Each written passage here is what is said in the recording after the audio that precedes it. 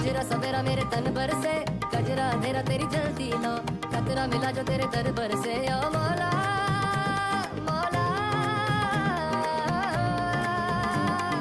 कुन फायाकुन, कुन फायाकुन।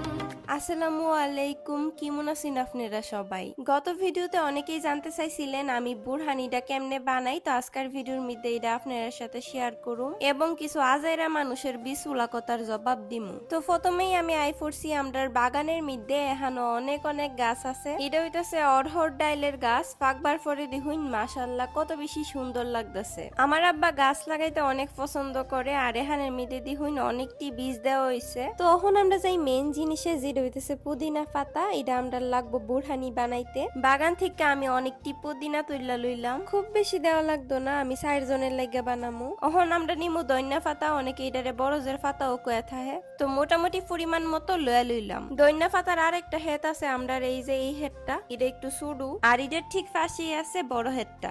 আমরা বেশিরভাগ সুডুটা ঠিক কই হাই।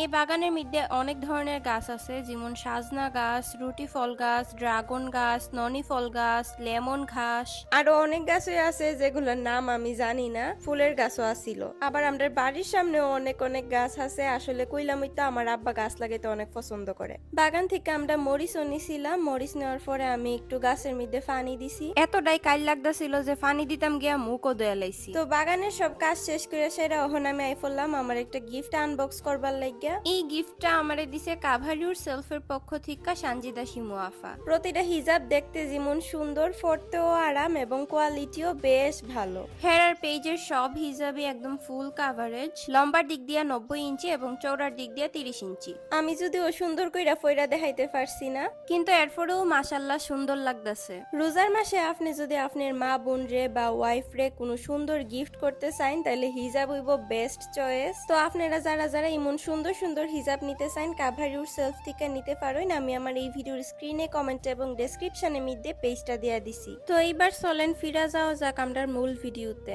একটা ঝুড়ির মধ্যে আমি দইনা পাতা, মরিচ আর পুদিনা পাতা রাখছিলাম, তো মরিচের ডাটা একটু ফালাই দিতেছিলাম। এরপরে এই তিনটাই একদম সুন্দর মতো পানি দিয়ে ধুয়ে লাইছি। ধোয়া ধুই শেষ করে এই তিনটারেই লয়ে লাইছি ব্লেন্ডারের মধ্যে। বুরহানি বানাইতে আরো আমরা লাগবো সরিষা আর কালো গোলমরিচ, ভাজা জিরার গুঁড়া, বিট লবণ, যেটা আমরা হাতে বানাইছি, আপনারা দোকান থেকে আনতে পারবেন। সাথে নিছি চিনি, আর মোস্ট ইম্পর্টেন্ট যেটা, এটা হইতেছে টক দই। টক দইটাও কিন্তু আমার আম্মা হাতে বানাইছে। ফাতিল, সালুইন আর ঘটনি লয়ে ফুরছি। এবার আমরা বুরহানি বানানি শুরু করে দিমু। ব্লেন্ডারের মধ্যে আগে যা যা রাখছিলাম এটির সাথে ওই সরিষা আর কালো গোলমরিচ মিশাই দিছি। এবার সব কিছু একসাথে ব্লেন্ড করে লামু। আমার লইয়া যেতানে বদনাম করে ইতানরে যদি এমনি ব্লেন্ডারের মধ্যে দিয়ে ব্লেন্ড করতাম রে।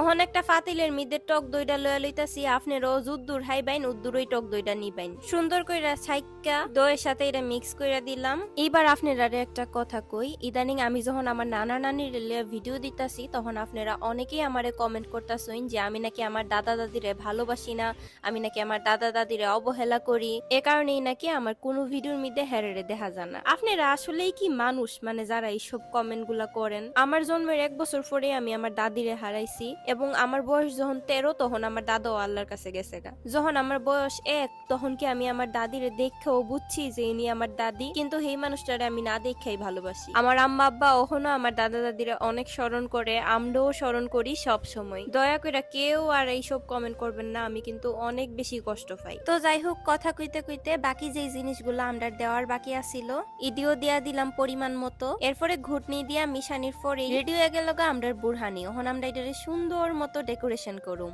আমার আম্মা আসলে এমনি বুরহানি বানা, তো আমি আম্মার থেকেই শিখছি। অনেকে অন্যরকম করে বানাইতে পারে, বাট আমি যেমনি বানাই এটাই আপনাদের সাথে আজকে শেয়ার করলাম। ডেকোরেশনটা আপনারা আপনার ইচ্ছা মতো করতে পারবেন, আমিও আমার ইচ্ছা মতো করছি। আর এই যে এটা হইতেছে বুরহানির ফাইনাল লুক। কেমন লাগছে সবাই অবশ্যই কমেন্ট বক্সে জানাই দিবেন। আর আজকের ভিডিওটা দেখা প্লিজ সবাই বেশি বেশি করে আমার দাদা দাদির লেগে দোয়া করবেন। যদি আমার দাদা বাচ্চা থাকতো তাহলে দাদারে নিয়েই হয়তো আজকের ইফতারটা করা হইতো, কিন্তু কি করার, কপালে নাই। আমার দাদা আমারে অনেক ভালোবাসতো, আর ছোট্টবেলা আমারে ম্যাডাম কইয়া ডাকতো। আমি যখন পড়তে বইতাম না তখন আমারে কইতো যে দাদা নাকি আমার ছাত্র, আর আমি নাকি দাদার ম্যাডাম। ইতা কইয়া কইতো যে আমারে ফরাইন ম্যাডাম। তখন দাদারে ফরাইতে ফরাইতেই আমার নিজের ফরাসি হয়ে যাইতো গা। আপনার দাদা দাদি যদি বাচ্চা থাকে অবশ্যই কমেন্ট বক্সে আলহামদুলিল্লাহ লিখা যাইবেন। আজকে ইফতারের মধ্যে আমার আম্মা আব্বা গেছে গা ফুরান বাইত। আমি একলা একলাই ইফতার করছি, কিন্তু ভিডিও বানানোর সময় আমার আম্মা আসিল আমার সাথে, আমার অনেক সাহায্য করছে। আজকের ভিডিওটা এনো পর্যন্তই। আপনার সাথে আবার নেক্সট ভিডিওতে দেখা হইতাছে। কেটা কেটা পুরাটা ভিডিও দেখছেন এবং কোন হান থেকে দেখছেন অবশ্যই কমেন্ট করে জানিয়ে দিবেন। আর ভিডিওটা ভালো লাগলে লাইক কমেন্ট শেয়ার তো অবশ্যই করবেন। সবাই ভালো থাকুন, সুস্থ থাকুন এবং আমার লেগে দোয়া করুন। আল্লাহ হাফেজ।